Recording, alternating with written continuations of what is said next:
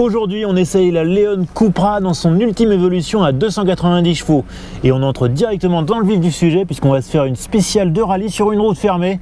Ça devrait être intéressant. C'est parti.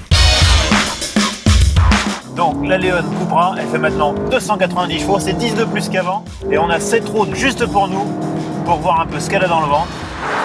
Allez, sur de la grande courbe. La direction manque un petit peu de feeling.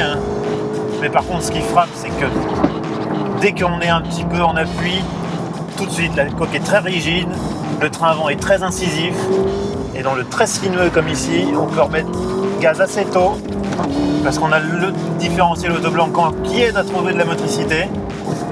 Alors évidemment, c'est pas une 4 roues motrice, donc malgré tout, quand on remet gaz, il y a un peu, elle cherche un petit peu la motricité, elle a tendance un petit peu à élargir la trajectoire, mais ça reste quand même un engin très efficace. Avec 290 chevaux, elle s'envole.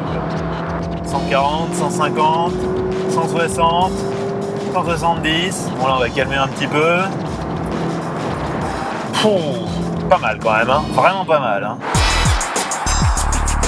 Ces derniers temps, l'actualité des sportives a été dominée par l'arrivée des Peugeot 308 GTI, Honda Civic Type R et Ford Focus RS. Des bombes au caractère très différents mais toutes séduisantes. La Seat Leon Cupra serait-elle jalouse de cette exposition médiatique? Toujours est-il qu'elle nous revient dans cette version retravaillée. Cette Leon Cupra, c'est vraiment une compacte à deux visages. À l'avant, c'est une sportive avec ses jambes de 19 pouces, son bouclier retravaillé et sa calandre grillagée. Et bien sûr, sous le capot, le 2 litres turbo qui gagne 10 petits chevaux. Il en affiche maintenant 290, on gagne 1/10 sur le 0 à 100. Et à l'arrière, c'est un break spacieux, 587 décimètres cubes ici, et il suffit d'actionner ces deux tirettes pour passer à 1 mètre cube et demi. Pas mal!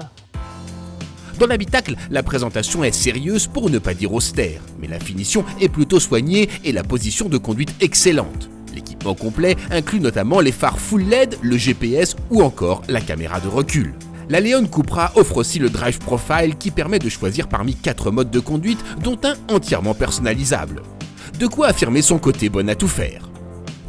Et quand on n'est pas en train d'attaquer sur une route départementale, mais qu'on est en ville ou dans les bouchons, on se rend compte que cette Leon, elle a plus d'un tour dans son sac. Déjà parce que son moteur est d'une souplesse incroyable, ensuite parce que ses commandes sont douces et que ses suspensions savent faire patte de velours. Bref, elle est d'une polyvalence étonnante. La Seat Leon Cupra 290 n'est pas la sportive offrant le plus de sensations ni la plus ludique, mais tout de même, aussi à l'aise en conduite dynamique que dans les tâches quotidiennes, elle s'affirme comme une cousine plus extravertie de la Volkswagen Golf GTI. Une vraie réussite.